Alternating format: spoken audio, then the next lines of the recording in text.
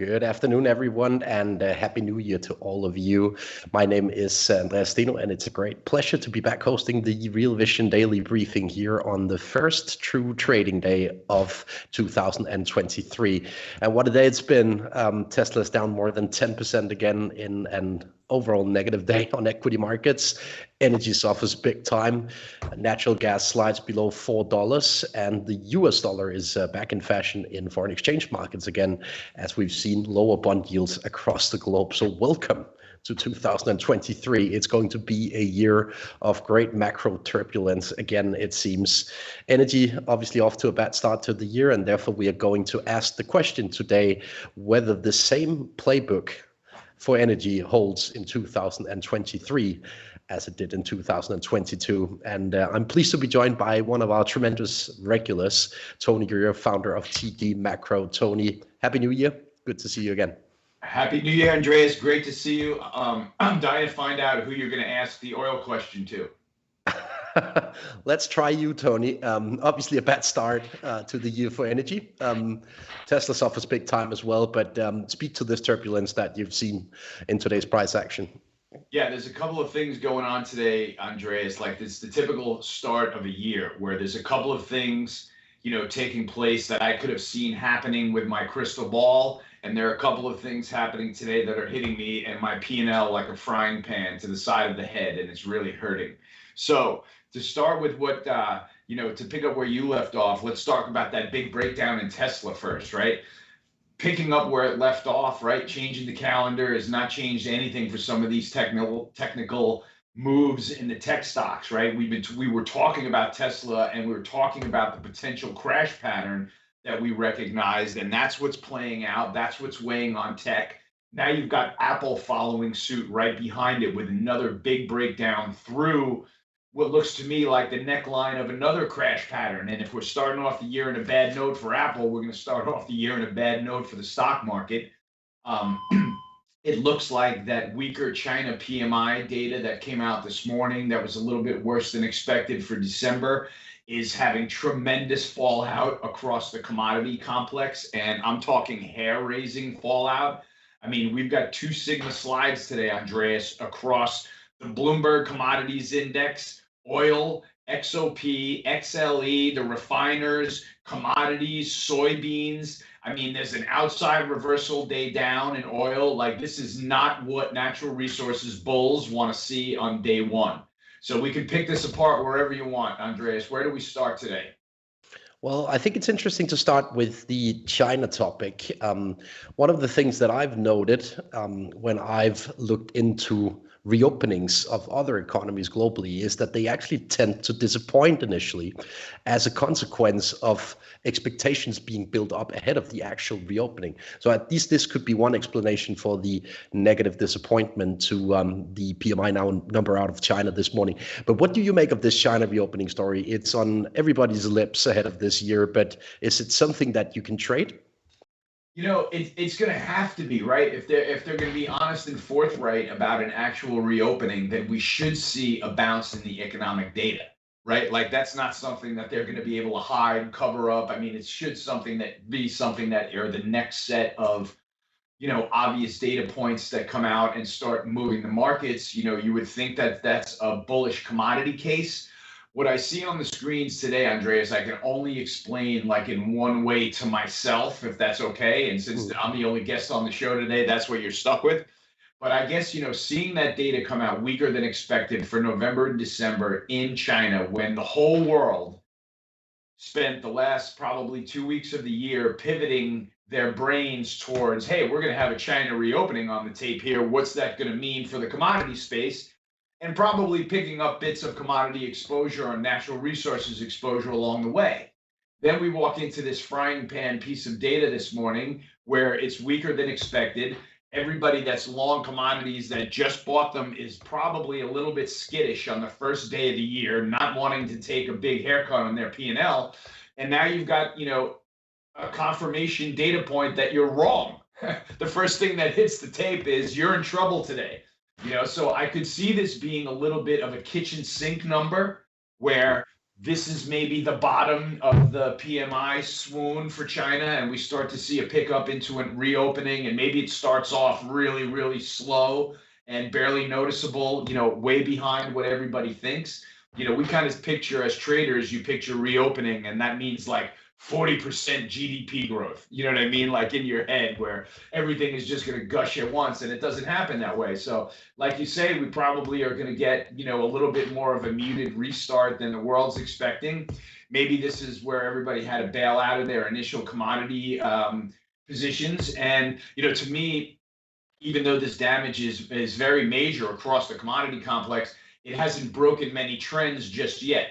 So I'll be on my toes this week to see if there's follow through in all these moves and we start breaking commodity trends in the first week of the year, and I'll have to throw out my first quarter playbook. But that's the way it goes, man.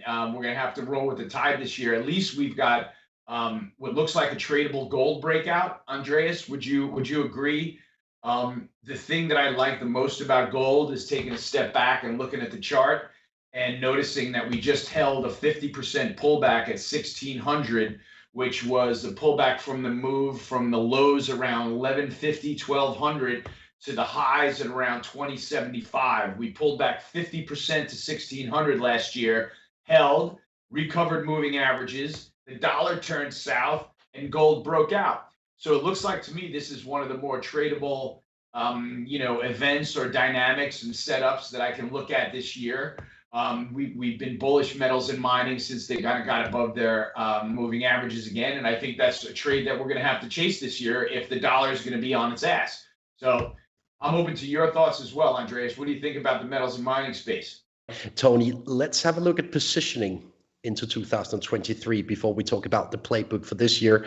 I, by the way, tend to agree with your view on gold, but we can get back to that, because if we look at positioning in the energy space first, it seems as if open interest is actually pretty low going into the year. What's your take on sort of the overall positioning in the commodity space?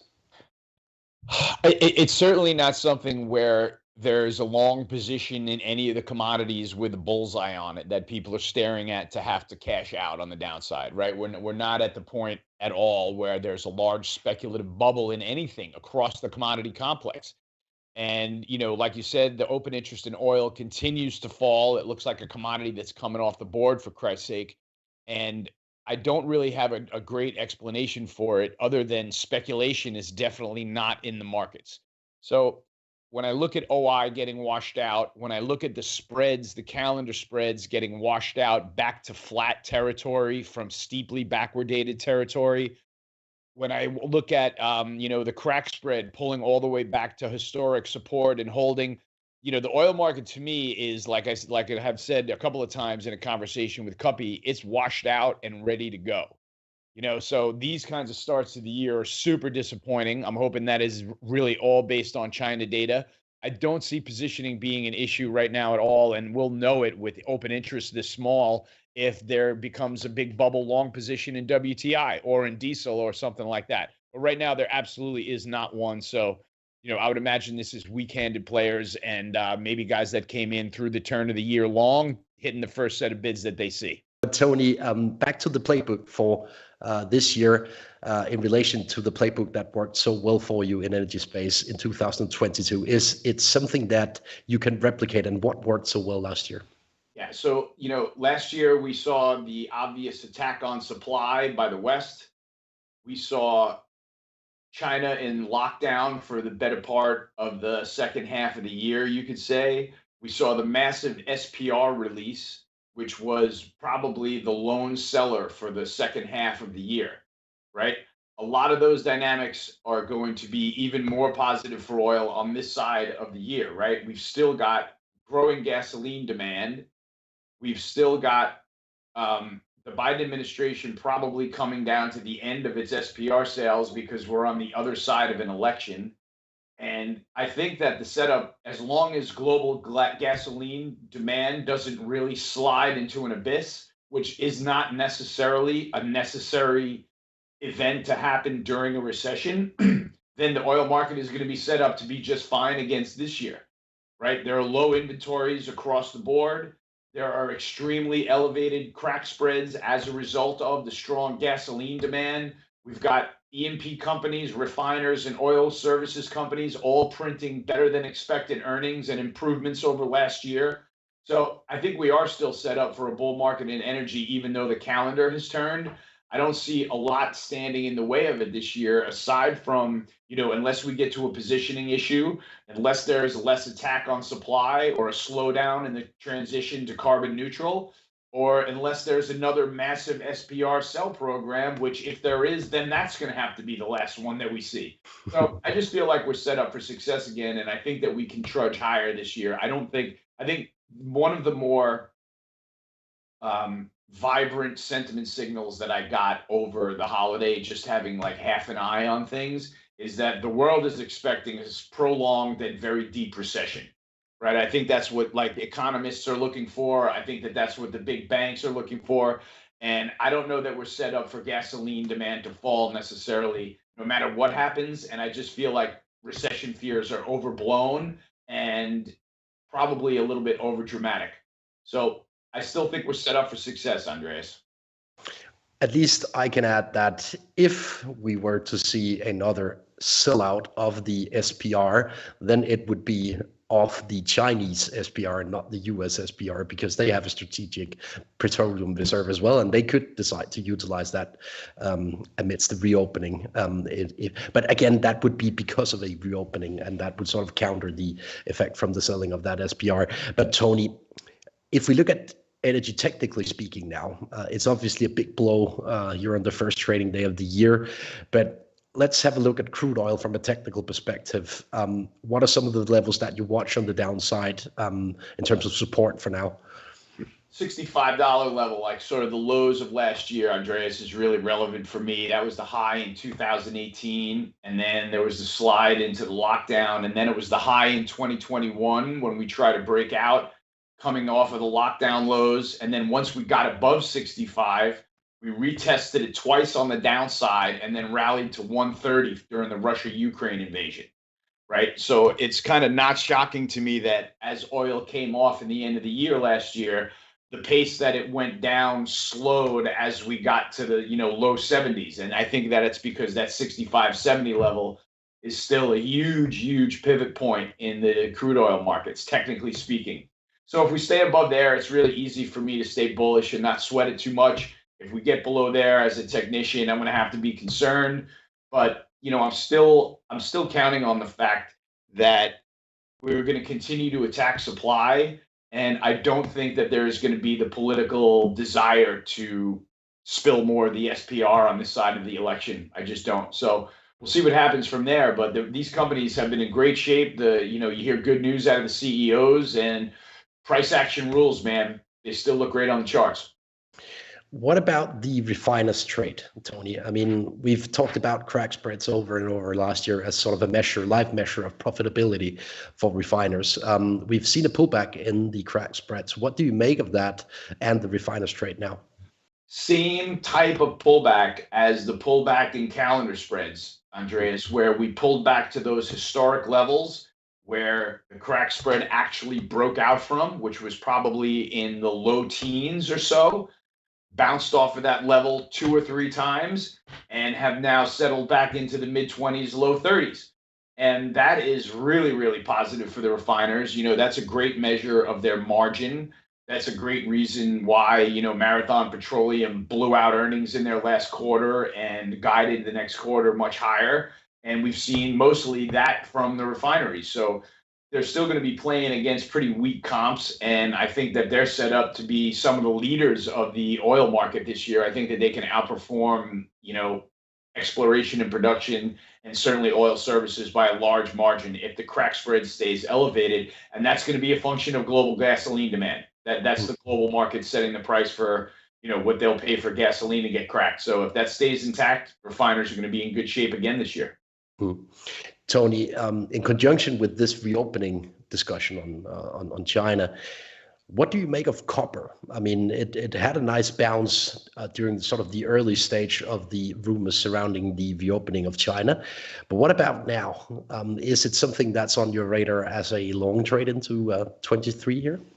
It is, just because it's going to be a necessary part of the transition to electric battery power, and we're still at historic low inventories, no matter how you slice it. So, I still lean on those comments from last year out of Freeport McMoran CEO Richard Atkinson, who's probably half talking his book, but what he's saying jives with the exchange data, where he's curious to see where all the metal is going to come from for this transition to electric battery power. And I'm sure if that's something that is on his mind, it's on a lot of traders' mind and a lot of people in major industries' mind. And luckily, there hasn't been, commodity prices are still historically cheap, and copper is still historically cheap. So it wouldn't surprise me to be able to get up and rally from these levels. We just need to get on some kind of a solid economic footing that the market can start driving on. And we certainly haven't seen that with the herky-jerk status out of China and some mixed signals in the US, and now this weak PMI data.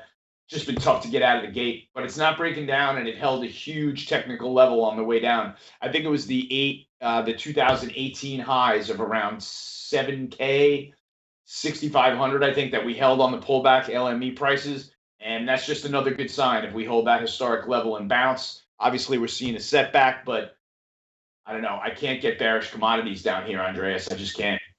Oh, I start to tend to agree again. And Tony, if we look at equities in sort of a broader setting, obviously when Tesla, Apple, names like that sell off, it weighs on an index level, right? So what do you make sort of the broader equity market during Q1, given all of the turbulence in tech? Well, last year, those big tech names wiped a massive amount of capital out of the markets, right? Like, they were the biggest percentage losers. The people, they were long, the stocks that the public is most long and probably did the most damage to people's portfolios. So I don't know, only non-traders expect a bounce after a year like that. Only sort of people that are praying with an A and hoping that they're going to get their money back are thinking that these stocks are going to bounce this year. And as a trader, and I'm not even the most bearish tech guy out there, as a trader, I look at a year like that and I look at where the stocks were left dangling from various different technical levels. And you're like, I don't know that it's going to stop right now just because we're in a new calendar year. This stuff is still got to get washed out. It's still massively held by plain vanilla companies and probably every retail mom and pop portfolio out there. So I think we're in for more of a drawdown in big tech, which is going to mean more of a drawdown in the broader market. My kind of prediction for this year was for S&P down 10%, which is probably a big bounce off the low. But I'm definitely not positive any way, shape, or form. The broader market, and I can't get positive because I can't get positive tech at all. And if Google and Apple and some of the other bit larger weighted stocks, even Microsoft and Intel, they look like they have a massive, scary top, that they ran into right after the lockdown when tech was everything for that period of time. And we've given that top back, and it just looks like we're going to be in for a descent from here. So that's how I'm playing it, Andreas. I don't know any other way until the price action proves me wrong. I tend to agree on the tech positioning. And Tony, one thing that strikes me is that we've seen such a sell-off in Tesla after Elon started focusing on Twitter. And my own thesis is that Elon is basically pissing off his client base in Tesla. So what do you make of that discussion? What's your take on why Tesla is selling off so hard into the new year? All I see is the chart, right? All I see is that chart that had everybody mesmerized for so many years. Stock never went down. It always bounced out of the troughs. It always made it back toward the highs. And quite honestly, mesmerized everybody that was long the stock and long the car. Right. I mean, you guys that love the car, love the stock, guys that love the stock, love their car. And there was this like mutual love affair going on. I don't really buy into the fact that what Elon Musk is doing is, making people want to sell Teslas or making people want to sell the stock. I mean, it's pretty clear that he's selling the stock to pay for what's going on Twitter. And he just knocked it into a crash pattern that maybe even a guy as smart as Elon Musk is aware is out there on the chart, and now it just looks broken, and broken as in it's in for a return trip type of broken. And that's the way I felt about the company before Elon took this leap into a superhero costume to take on the whole three-letter establishment and everybody else. But I'm trying to just look at that situation pragmatically as you, and see what it means for the markets. And if retail is forced to take a second look at these names that were so good to them for a decade and finally forced out of them, then that'll finally be the bottom. But unless we see a lot of retail participation in what looks like, one big gag, to a new low that's really killing people that are long all these names, I won't think that we found the bottom. So there's got to be some capitulation at the end of this big tech swoon, and I'm looking for that. And when I see that, then I'll be positive the S&P again, but not before. A bit of anecdotal evidence from Europe. I think it was this week or last week. I read an article in a Scandinavian newspaper, and the point was that from 1 year ago, it was basically a progressive choice to drive a Tesla, and now it's almost a symbol of fascism in Europe, right? That was basically the point of the article, and I think that's maybe something worth considering from a demand perspective for Tesla. At least the press coverage of Tesla is extremely negative right now in Europe as a consequence of what Elon is doing on Twitter, not what he's doing within Tesla, obviously. I wanted to talk about Apple a bit more, since it's sort of the big whale out there. We know Warren Buffett is still extremely long Apple, at least that is what we can see from his latest quarterly reports, right? So is Apple on your radar as well, from a technical perspective, Tony, into 23 here? Yeah, I don't trade many individual stocks, Andreas, and there was an Apple chart in my first quarter navigation plan, and it's only because this is something, and I might already be involved. I'm not exactly sure yet, but this is the kind of close that you want to pounce on from the short side because it looks like a crash pattern, and it's worth gambling on the downside. This is one of those chances where, one of those times where the downside in Apple actually looks more promising than the upside, and you can keep a pretty tight stop on it. But, this breakdown looks very serious to me. So I'm going to look for this to play out, and I'm definitely going to chase it down, with a position on a couple of sustained closes below 130, because that's the whole topping pattern to me. If you look at the chart, there's 5 or 6 huge tops there. You can make a case that it's not a head and shoulders, but a 4 heads and 2 shoulders with a broken neckline now. So, I don't, you don't have to know any more sometimes than, Steve Jobs is no longer there. They haven't innovated in a long time. The stock was redistributing and changing hands and changing ownership while all that was taking place. And the run might be over. It might be as simple as that. And I could be wrong too, but that's the way it's starting to play out. So we'll see if that's the right view. Tony, we have a few questions coming in from our viewers. One of them relates to natural gas. We briefly touched upon natural gas at the very beginning of the show. Obviously, it at least temporarily slided below $4 today. What do you make of natural gas, technically speaking? And the question from Dan is whether something fundamentally has changed in your view on natural gas as a consequence of the price action lately. Well, what has changed fundamentally is we are expecting warm weather here in the States for the next 2 weeks. So we're going to have a 50-degree January, right? So that is the respite that we're getting, all that upward pressure on natural gas and natural gas storage that we saw last year heading into winter, being concerned about where the supply was going to come from, and you were way ahead of the storage call, and now everything's just fine and weather is cooperating. Right. So the globalists and the green agenda is getting a break with the weather here. They're seeing it lower natural gas and oil prices. They'll see it have, probably some sort of a weigh on inflation data, right? If it comes off and stays off for a while, natural gas is now approaching $4 in New York.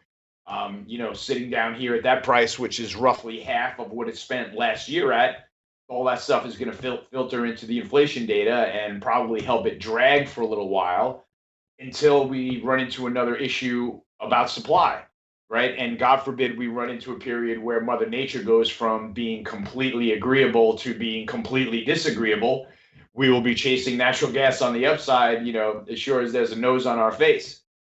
So this is one that's really, I don't have the confidence in it, Andreas, as a trader to play from the long side, because I just don't have the confidence in either the weather or the Putin situation in Europe to know, what's going to happen next in natural gas. So I'm kind of staying on the sidelines there, and I'm focusing all my chips in the edge in the oil market that I think I can observe on a regular basis. And those are the things that are going on in the refineries and the E&P companies that leave a lot of data on the exchanges behind. And we can look at it and say, yeah, that's a pretty strong fundamental market. I can also add, Tony, that on New Year's Eve, the average temperature in parts of Northern Europe was roughly 15 degrees Celsius above normal, which is a lot. I even think that parts of Germany recorded Fahrenheit temperatures in the low 60s on New Year's Eve. It was crazy. In any case, you're absolutely right. We are in the hands of Mother Nature when it comes to this natural gas trade right now. And as someone tweeted to me after I mentioned this fact that the temperatures on New Year's Eve were so much above average. So climate change solves climate change. I actually think that was a pretty thoughtful troll tweet. But it's amazing, right? It's amazing how the ball gets rolling in their direction sometimes. Yeah. Tony, time for a final few questions before we leave you for this first show of the year. We have a couple of questions coming in on uranium as a consequence of everything that's going on in energy space. Is it something that you have on your radar still, or is it something that could suffer as a consequence of other energy prices coming down?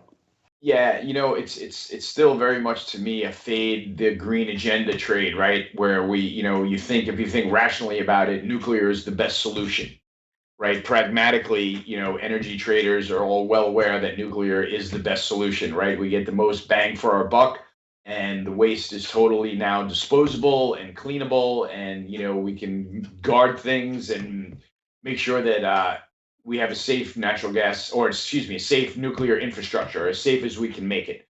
So it's still a fade on the transition to carbon neutral in some way, right? If we're going to transition to carbon neutral, we're going to have to lean on nuclear energy if we phase out fossil fuels, because we know that solar and wind, intermittent power, isn't going to always be a constant supply source. So if we're going to lean on the other source, we're going to think that we're going to lean on nuclear, and it seems like that sector is going to be the place to be, right? We saw a huge run up last year. You had to have your eye on uranium. So there's a huge pennant flag in the URA chart in the sector ETF that I've got an eye on that's bounced off a flat bottom several times, and it's got making lower highs. So that seems to me that it could be a perfect bull flag to break out on the upside of that set of lower highs and get the trend running again. So that's something that I will jump on if it happens, and gives me a couple of closes above that trend line and the moving averages. And that's definitely a trade that I will hunt down this year. So I think it's worth playing from the long side with that type of risk reward too, Andreas. It kind of fits the bill. It fits the natural resources trade, and it should be a trade of the future. Great summary, Tony. So to sum up the discussion of the first Real Vision Daily Briefing of the year, technology looks abysmal, technically speaking, right now. Tesla and Apple, two examples of it. And it's probably something you need to keep on your radar for Q1, while we're still sort of standing at a crossroads, technically speaking, in energy. For now, we don't really have any confirmation that this setback that we've seen into the beginning of the year is something that you need to play on the short side into 2023 here. Rather, there are still good signs of potential support just below current levels. Tony, always a pleasure to host you, despite a few technical issues today. Good to see you again. And good to see you again, Tony. And Happy New Year. I wanted to leave you all with a meme, and today's meme obviously relates to what's going on in Tesla. So the meme says, tried to load the Twitter app on my Tesla, then this happened, and the Tesla on fire. I think that's very telling for today's price action. Tony, good to see you. Thank you for joining us. That is awesome. Great job, Andreas. Let's put a string of great daily briefings together this year, shall we, huh? Absolutely. I look forward to hosting you again, potentially already next week, Tony. To all of you out there, Happy New Year once again. Thank you for watching the Real Vision Daily Briefing. We will be back with more content throughout the year and already again tomorrow. See you there.